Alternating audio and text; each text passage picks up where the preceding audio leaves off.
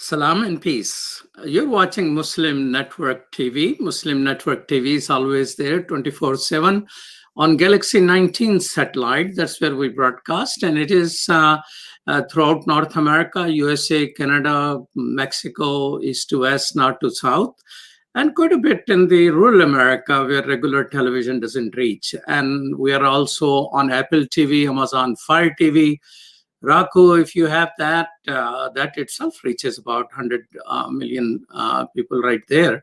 But if you are one of those people like me who has everything around their iPhone or Android, you can download our app, Muslim Network TV, which is also our website, muslimnetwork.tv.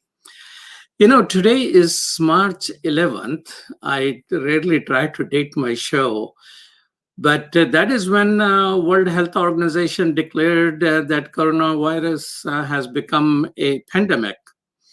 And I was in Atlanta, Georgia. I was coming back on 15th, and the plane itself, huge plane, we were about 5-6 people there. And the world has substantially changed since that time. And pandemic seems to have given America a new president. Some may agree or disagree with that. And the new president, President Biden, his slogan is "Build Back Better." What is build back better? Why we're building back? Can we go back in the history? And what is better? These questions, but also Senate and Congress, as divided as it is, it has passed the bill of $1.9 trillion. And President Biden will be signing it tomorrow. What will that bill do? It will stimulate the economy, but some people are very helpful. I have heard people saying it will eliminate poverty by 30%, and somebody saying 60%, child poverty will be gone. And some people are saying it's a big deal. It's bigger than the New Deal, which was long time ago, before I was born. So where is our country? You know, we are able to talk to Mars all day long, but are we able to talk to each other? Somebody is worried about that, and that person is with us. Who thinks for our country? I always wonder. And a person who is in a think tank is with us, and we will be asking him a lot of difficult questions. But as smart as he is, let's see if he's able to answer all of that. Our guest is Darrell M. Welcome to Muslim Network TV. Thank you very much. It's nice to be with you. And I do worry about all those hard questions. Those are tough issues, but happy to offer my perspective. All right. Darrell West is vice president at the Brookings Institution, which is one of the leading think tank in our country. And he holds the Douglas Dillon Chair in Governance Studies at the same institution. West, I don't know how he finds time. He writes often, but he has 25 books to his credit. And the latest was his Turning Point, Policy Making in the Era of Artificial Intelligence. So we're going to ask how artificial intelligence can overcome the fake news. Tell me first, what is Building Back Better? Who came up with the 3B? Well, that was candidate Biden's campaign motto. So obviously, we're now about the 1-year anniversary of the COVID pandemic. COVID has been devastating in America as well as every other place around the world. We've lost over 500,000 Americans. The economy has suffered. We did have double-digit unemployment. Those numbers have started to drop. But there still are, I think, over 9 million people who do not have jobs now who had jobs 1 year ago. So Biden really wanted to focus his campaign on the two themes of fighting COVID and kind of making the country healthier, but then also rebuilding the economy. And not just providing jobs, but kind of changing America in a way that will create a more inclusive America that involves more people, that addresses racial inequities and other inequities that exist in the United States right now. So that slogan really kind of encapsulates both the need for health, as well as economic security. His website, you're right that it is his website says building back better means an updated social contract that treats American workers and working families as essential at all time, not just time of crisis. So this $1.9 trillion, is it just to handle what crisis we faced in last 1 year? Or it is, going to do anything more permanent?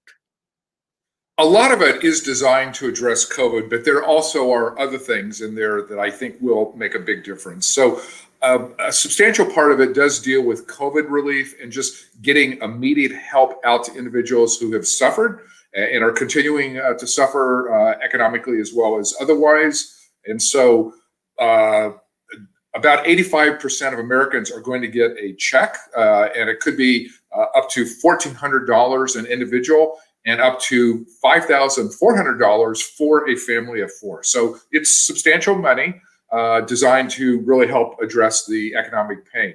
But when you think about COVID, it has not just been an economic disaster, but our schools have closed. There are healthcare problems just in terms, not just COVID, but getting equitable access to healthcare in general. There's a question of local transportation services. How do you keep mass transit running and the buses running? And there's also the issue of just childhood poverty. We have a very high childhood poverty rate in America, despite the fact that we are a wealthy country. And so what that legislation is going to do is really address all those things. It's designed to help people economically, but also reopen schools, provide greater access to healthcare, and perhaps one of the most important things is the childhood tax credit. Some experts estimate that through that one provision alone, we are going to reduce childhood poverty by up to 50%. And that is a major breakthrough if we're able to deliver on that. What do you mean if they are able to? I mean, this thing is passed. It will be signed tomorrow. What are the doubts in your mind? Well, the good news is the legislation has passed. The president shortly is going to sign it. So we know it's going to go into effect, but it is time limited basically for the next year. In order to pass the bill, Congress had to use this arcane thing called budget reconciliation that allowed them to pass it with a majority. But part of that provision is it has to be budget neutral. So as opposed to the child care tax credit going into effect permanently, it basically goes into effect for the next year, but then it sunsets after that. So it certainly is a very positive step forward, but to continue it on a long-term basis, Congress will have to come back a second time and extend that provision. Okay, so the concern is whether whatever impact it has will last. So those people stay outside the poverty instead of rescinding back into that area, into that level. Is it a fair comparison, which some people are saying that it is a sort of a new deal? I don't think it really rises to that. The New Deal was just a dramatic transformation in terms of the role of government in American society. And, it really laid the foundations of what now has become our modern social welfare system. But the 1930s were a different era in the sense that we had a Democratic president and then large Democratic majorities both in the House and Senate. And so Democrats were able to pass very substantial legislation on a variety of different fronts. Legislation that changed policy literally for decades to come. This particular bill that Biden has passed has some very substantial provisions in it, but as I just mentioned with the child tax credit, it is time limited. So we have not changed public policy permanently. We have changed it for a certain time duration. And so I think that, demarks a clear difference with the New Deal, just in the sense of its ability to have a long-lasting impact on American politics is going to depend on future politicians. They're going to have to ratify this and extend it in order for people to continue to receive those kinds of benefits. Do you think desire-wise, probably Democrats will desire to have these things instead of ending in a year continue. But based on the way we do our politics, what are the chances that in a year it will be extended, say, for a year or longer term? I mean, Democrats certainly are interested in extending that, so I don't see an issue there. The challenge is going to be that the next midterm election is in next year in 2022. And there's some question as to whether Democrats will be able to retain majorities in both the House and the Senate. So the Senate is a 50-50 split between Republicans and Democrats. So if in next year's senatorial elections, Republicans have a net gain of 1, they are in the majority, and they would clearly block an extension of these types of provisions. And so the 2022 elections certainly will be critical in terms of which party controls the House and Senate. In the House, Democrats just have a 6-vote margin. That's in a chamber that has 435 seats. So that is a very narrow margin. So the risk the Democrats face is whether they are going to be able to hold the control both of the House and Senate in the next year. So, what are the infrastructural changes? I mean, I remember President Trump in his campaign comparing LaGuardia Airport with Dubai Airport, how bad he feels about what is happening. And he was a builder, at least he built his name with the trademark of that he's a builder. Of course, LaGuardia is the way it was. It's an ongoing construction. I haven't seen it for a while, though. And it seems some people still they're looking for some infrastructural changes in our country. So so what are the chances of that? Do you think Republicans, who, while the President Trump was there, did not come up with any program of that nature? What is the possibility of that happening now? Well, Biden has already indicated that passing a major infrastructure bill is one of his next top priorities. And the way they are viewing it is, in the past, infrastructure generally has been a bipartisan bill. Because if you think about what an infrastructure package does, it's repairing highways, bridges, dams. There will be a digital component, so extending broadband access to various parts of the country. That typically is pretty popular with politicians, regardless of whether you're a Democrat or a Republican, just because everybody wants to bring money home to their states and to their congressional districts and say, hey, I'm fixing the roads, we've repaired this bridge, this dam has been put in a better condition. The challenge is going to be figuring out how to pay for it. Like Biden in the campaign talked about a $2 trillion bill. So obviously that's a very substantial package. Others are talking about a $4 trillion infrastructure bill.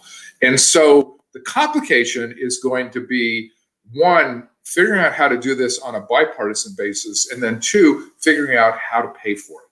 Republicans always accuse Democrats of raising people's taxes. And Biden, of course, is very sensitive to that. During the campaign, he actually promised not to raise people's taxes except for individuals making over $400,000. So he said, I will raise taxes on wealthy individuals and on corporations, but not on most Americans. And so I think that's going to be the challenge for President Biden as well as Democrats in general, because we know Republicans don't like to raise taxes. And when they were in office, they actually provided huge tax cuts to companies as well as wealthy individuals. So Democrats are going to need to kind of figure out that angle of how we pay for the package of whatever size it turns out to be. So you think Democrats are relying rationally on some Republicans coming forward and supporting on that type of package? Because this relief package, which was popular, I mean, $2,000 was said by not only Democrat, but President Trump also. And a lot of Republicans supported, but not a single vote of Republican in House or Senate was cast in favor of this particular package, which is in the crisis mode. And the next one will not be in a crisis mode because this thing is done. Next thing is thinking about the future. Although they will get their money in Alabama and Texas and other places, but the partisanship which is out there, do you think it will allow any more success like this success to President Biden? Well, that's certainly going to be the big question going forward. I mean, personally, I was a little surprised there weren't some Republicans in the House and Senate who signed on to the COVID relief package, just because public opinion surveys show that package was very popular. There's some surveys that showed up to 70% of Americans favored that particular bill. And obviously, the idea of sending out checks to people, reopening schools, providing greater health access, like those are all things that resonate with the public. But even though those things were popular, there was not a single Republican, either in the House or Senate, who voted for it. So certainly that's a cause for concern when you start looking at other issues and the infrastructure bill in particular. But in the past, sometimes leaders have been able to build coalitions by earmarking funds for the pet projects of certain individuals, including individuals from the other political party. And so I'm sure there will be some efforts to elicit support by saying, hey, there's a major highway project in your district that you want funded, or there's a major road repair that you need, or just some infrastructure development that is of interest to your state or to your local community. And so that could provide a basis to win some Republican votes. Whether it will win enough to actually pass the legislation is an open question right now. Okay, so some type of transactional politics might deliver something, but closer to election. You're watching Muslim Network TV. This is Imam Malik Mujahid, and we're talking with Darrell West, and we'll be right back after these messages.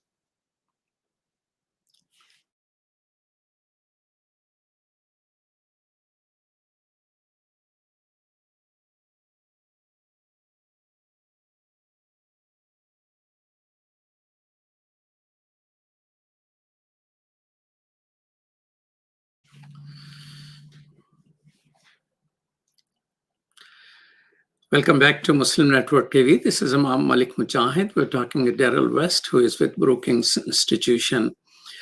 Some people I interview, especially somewhat on the left, Keynesian economists and things like that, they're very pessimistic about America's future.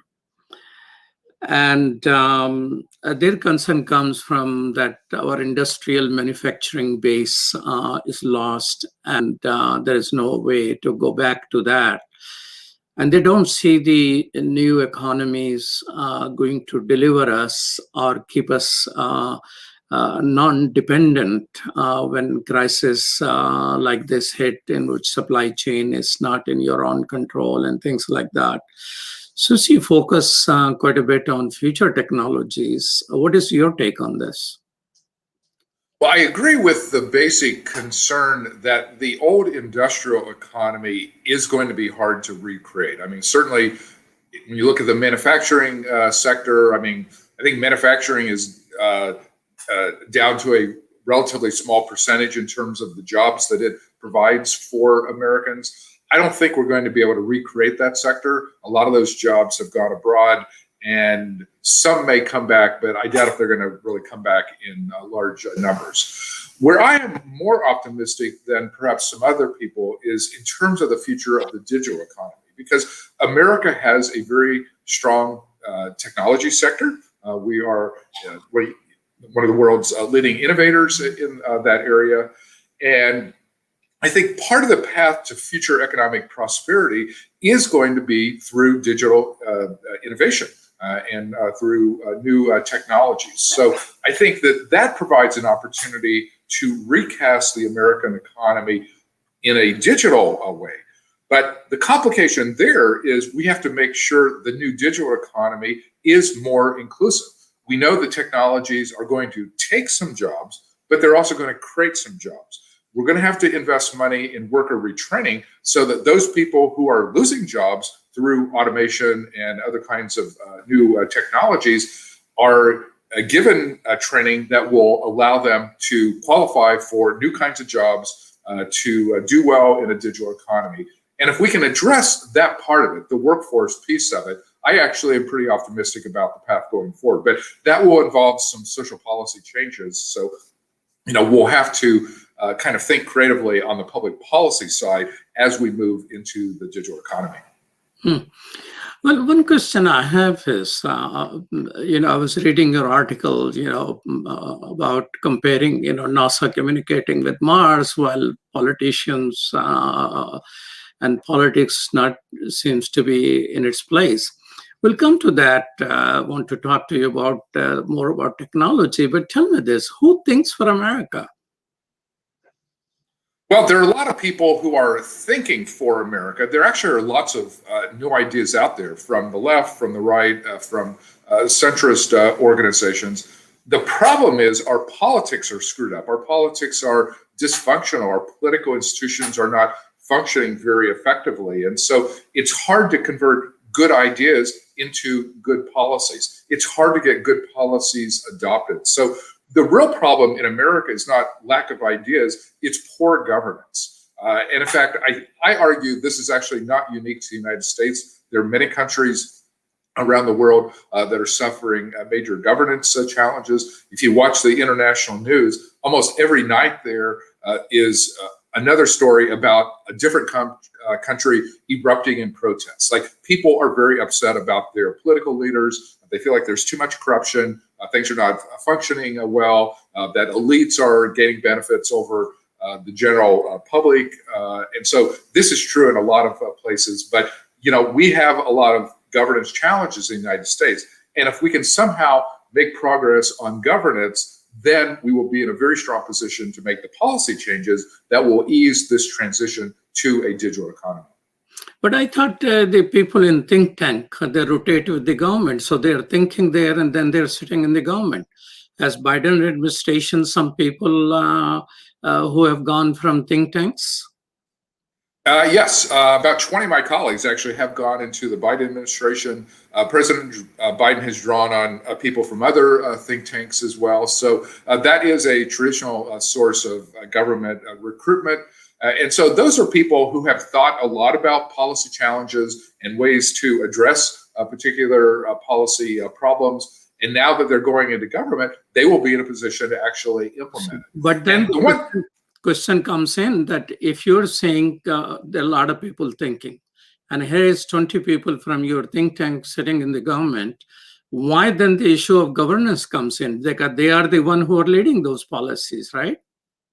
Well, the people who are in the executive branch and working in federal departments actually are going to be in a very strong position to make policy changes because the trend in the United States has been towards a strong presidency. So the president and his appointees have a lot of power to move the needle on public policy. And Biden is already doing that. I mean, he's issued, I think, more than 50 executive orders now. And so he is definitely having a major impact on public policy. The problem is really getting bills through Congress. Like, that is where the roadblock is. That's where the logjam occurs. That's where it's hard to pass major legislation. So Biden can certainly have a dramatic impact on public policy for the next 4 years. But ideally, if you're a president, you want Congress to pass bills that are going to endure for years, if not decades. Like, that's where you can really shape the agenda of a country. So and that's the part that's difficult. Okay, so with governance, you essentially mean the legislative adoption of the long-term policies and long-term thinking, so it can impact the country as a whole. But that, do you see any near future, any dramatic changes in that positioning? Well, I mean, right now, it has been like that for a while now. Right now, we have the 50-50 Senate, and Democrats just have a 6-seat advantage in the House. But if you look historically, this is not the first time America has been polarized. In the 1790s, the country was very sharply divided. In the 1890s, the country was divided. And then starting in the 1990s and thereafter, we have been very divided. But I don't believe the high-level polarization that we have now is sustainable on a long-term basis, because polarization is dysfunctional. It means the government does not function properly, that we're not able to address the problems. And so eventually people get tired of the government not doing anything, and they then will make changes. So even though we are still divided right now, I believe in the coming years, something is going to happen that's going to change that dynamic, because polarization typically does not last longer than a few decades. And we're pretty much at the end of that cycle right now. Wait a minute. You just say we are at the end of that cycle? That cycle of high political polarization. So I think that predict that type of a cycle, because this is the first time we are living in the world of social media in that division. So why do you think we are at the end of this current divisive cycle? Because that is giving me a lot of hope. Well, I am optimistic that things are going to get better, because, again, when you look historically, when you have periods of high polarization, eventually something happens that breaks the logjam. Now, sometimes it's a crisis. So, we talked about the New Deal, the 1930s. The Great Depression was a great motivator of action that then kind of broke the logjam of that time period. Sometimes there's a war, and war unites people against an external opponent. And so there are different things that could happen that can change the political dynamic. And when you look historically, that often has happened. So that's the reason political polarization, even though it can be quite intense for certain periods of time, it doesn't really endure forever. It does come to an end because things change and people need action. They need government to do things. Well, I'm trying to bring myself to that level of optimism at this moment, but I know it's hard. But I'm struggling. You see, they did 20 years ago, media and corporate media, along with donors and funders and people who are meeting in the golf clubs and think tanks and places talking with each other, there was a sort of a hegemonic elite in position. Social media has unleashed different dynamics.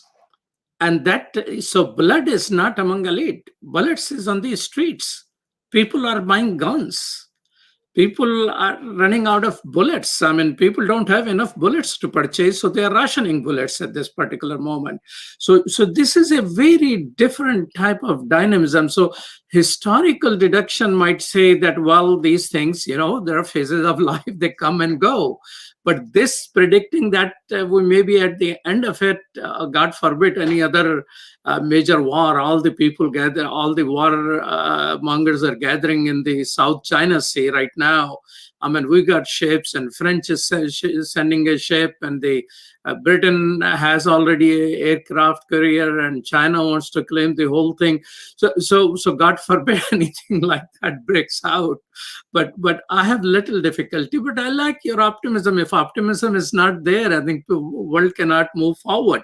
So what lessons people are learning in the think tanks, thinking about how pandemic has changed us in terms of our lifestyle?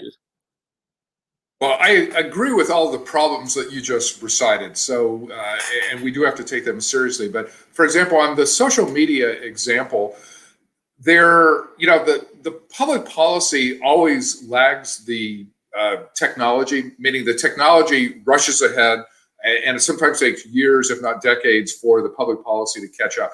I think we are pretty much at that point on technology now. Like for the last 30 years, we've let private companies make most of the major decisions on technology innovation in terms of what new products to develop, how to develop them, how to deploy them, to whom to sell them.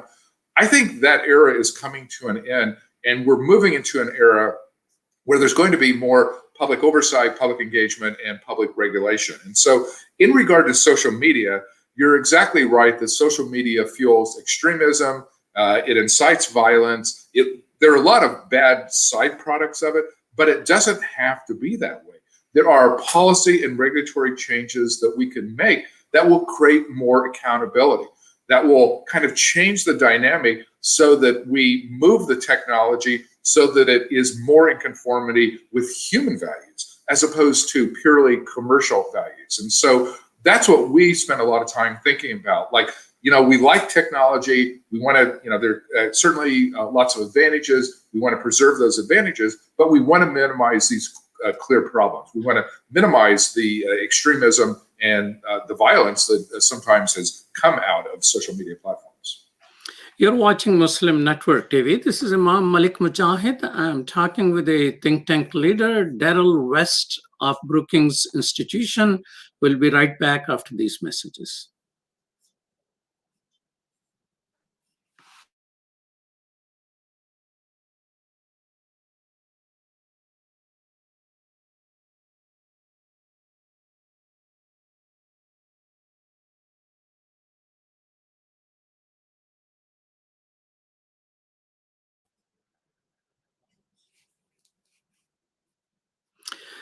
Welcome back to Muslim Network TV. This is Imam Malik Mujahid, and I'm talking with Darrell West of Brookings Institution.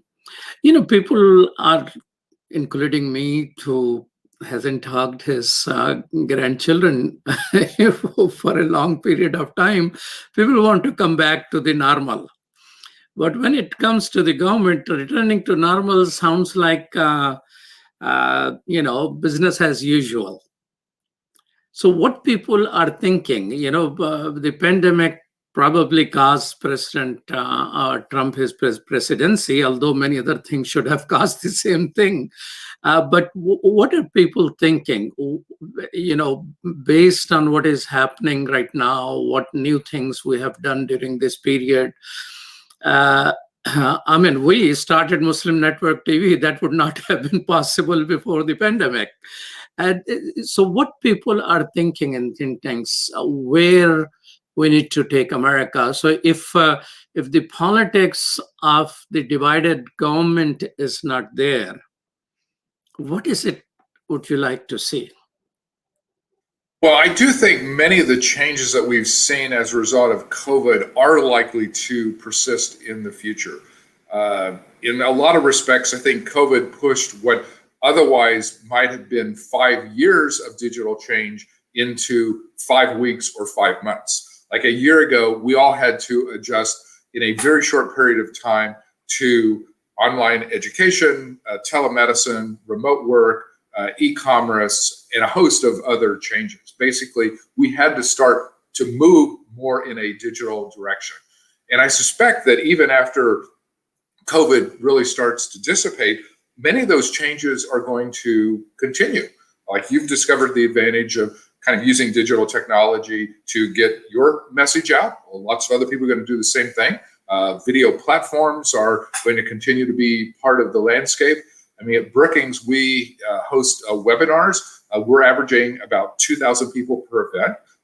It's allowed us to kind of reach new audiences that are bigger and more diverse than what we've had before. So there have been some good things that have come out of the innovations that COVID forced on all of us that we believe will continue well into the future. So it's going to accelerate the digital trends, I think, in a lot of respects. But it means we need to address some of the problems associated with that digital innovation and make sure everybody has access to the technology. We need broadband that reaches all parts of America so that there are not large parts of the population who are left behind.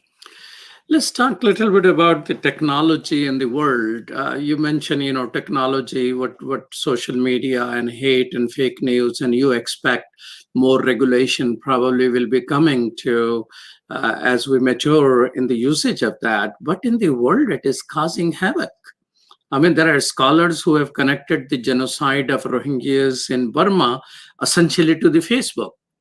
And in India, right now, there are lynching mobs. Literally, if you see photos, if they're in black and white, you will think that's coming from the American South in the 50s and the 40s. And they are organizing essentially using WhatsApp. So organizing mob instrument has WhatsApp. And in China, which unfortunately their technology was held by MIT itself until President Trump stopped any connection with those companies. They're using technology to essentially identify the ethnicity of Uyghur people wherever they are in China, not just in that majority region. So do you think the unregulated technology in the hand of dictators and the tyrants and the totalitarian regimes is going to harm humanity more? Well, our new book on AI is entitled Turning Point, and we argue that the world is at a major inflection point that can move either towards utopia or dystopia. And you're exactly right. There are many governments around the world that have embraced an authoritarian model and are using technologies to suppress religious minorities, limit the political opposition, and fuel extremism within their own countries. Clearly, that is not the future that we want to have. What our goal is to keep the technology in alignment with human values and democratic values. The world is at a turning point, and it can go either way. I mean, the world that you just described, that could easily happen. But that's the reason we put an emphasis on the policy and regulatory reforms that are needed, because we want the world and the technology associated with it to move in alignment with human values. And we believe in our book, we present a very detailed policy blueprint of ways that if governments adopt these types of actions, we're actually optimistic that technology can work out well and we can avoid the dystopia that you just described. Now, artificial intelligence, which you have written about, is being used right now. I mean, in the case of President Trump's Twitters, you didn't need any artificial intelligence to know how to stop. But now that artificial intelligence is so dumb, it is stopping innocent people who haven't said anything wrong on Twitter. I mean, there are civil rights organizations whose accounts are being blocked. Somebody was working on Save Uyghur campaign, a pretty moderate mainstream human rights organization, Justice for All. They lost all their things and there's nothing they can do. And they have to restart with another name about that campaign.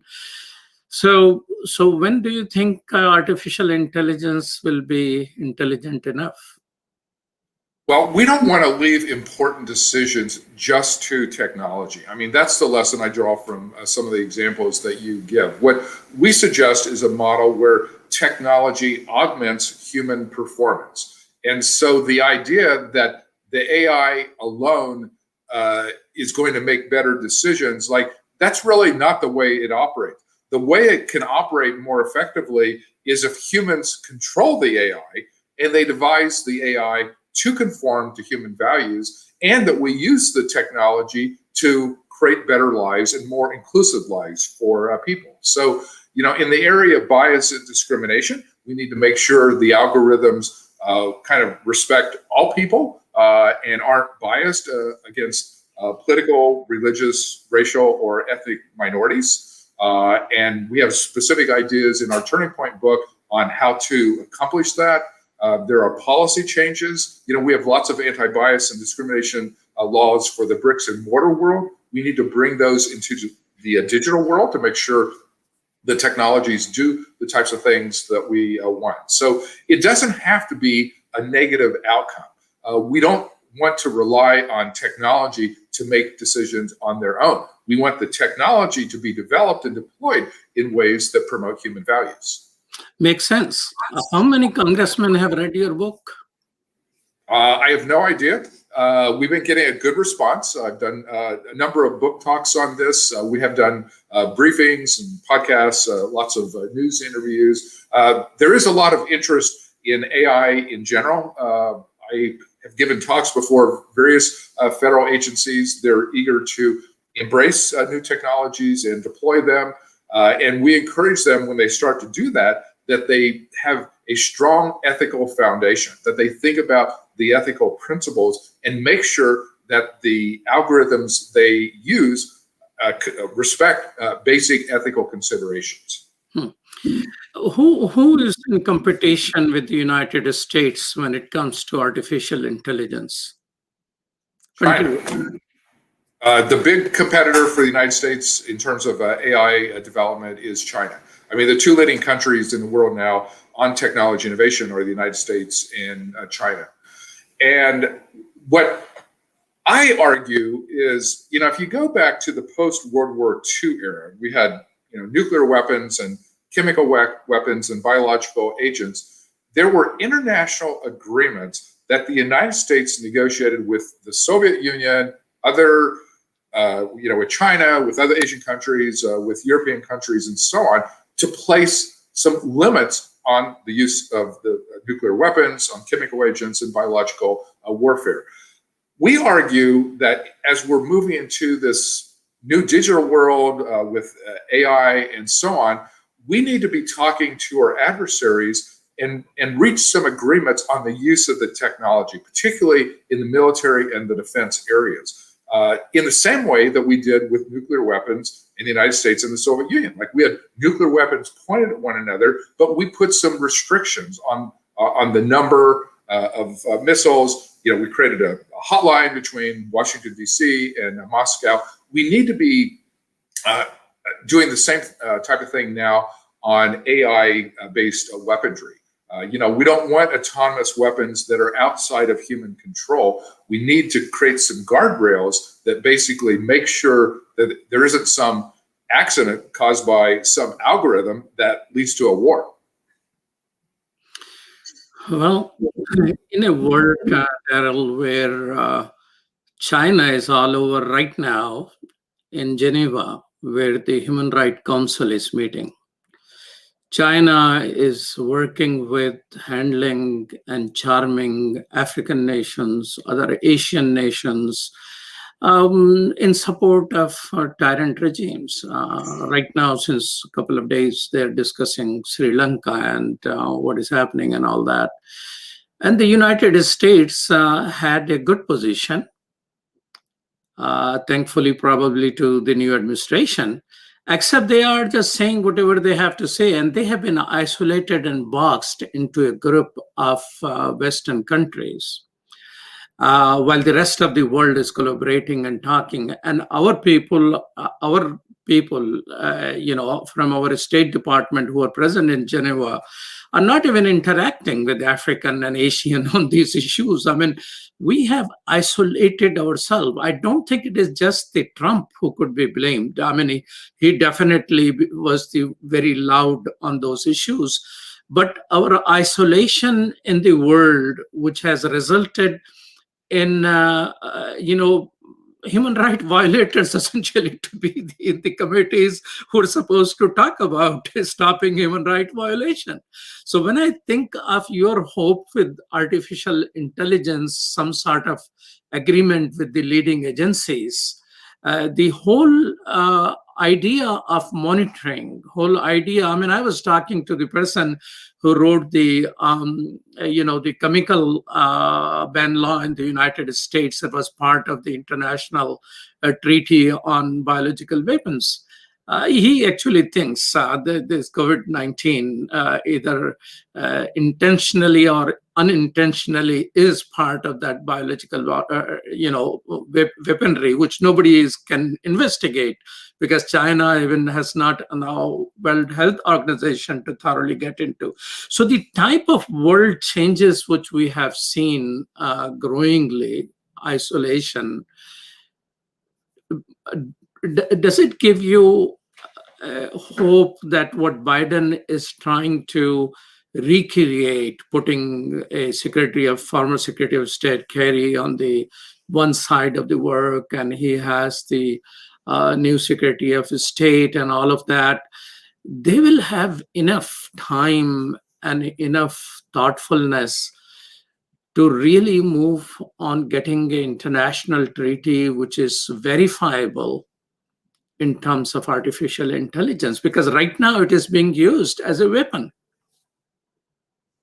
I mean, you're certainly right. On the geopolitical front, there are huge challenges all around the world, and particularly the role that the United States is playing. But President Biden has made it very clear he wants to re-engage the world. He rejects Trump's emphasis on America first. He says America is back, and he means that America has a positive leadership role to play with countries in a variety of places around the world. And I certainly agree with your sentiment. America needs to be active in Africa.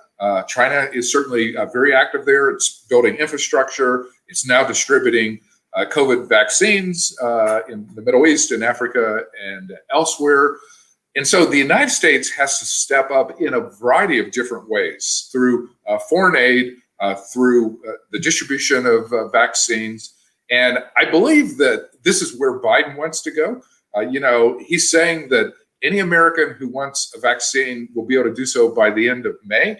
And if they are able to meet that target, that means within a few months, America is going to start distributing vaccines around the world. And so, we can't just cede the territory to China and Russia.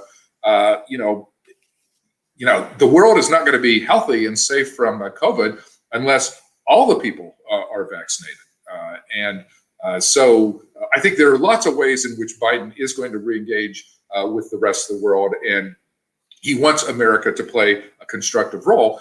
Obviously, some of these efforts take years, so we're not going to make progress overnight in this regard. But he's recruited a number of people who are very experienced. They're knowledgeable. A number of them served in the Obama administration. So these people are hitting the ground running. They know what needs to get done, and it's a question of how long it's going to take them to actually make progress. Let's talk a little bit about the divided America. You have written about that topic. It will take some time also.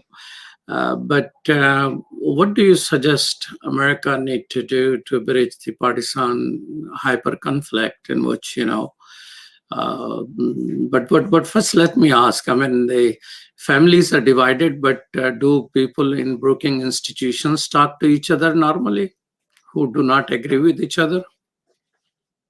We have a range of political views within the institution. So we do have arguments on major issues of public policy. We view that as healthy and constructive. But 2 years ago, I wrote a book entitled Divided Politics that looked at this whole issue of polarization. And what I argued is if we really want to deal with polarization, we have to understand the root causes.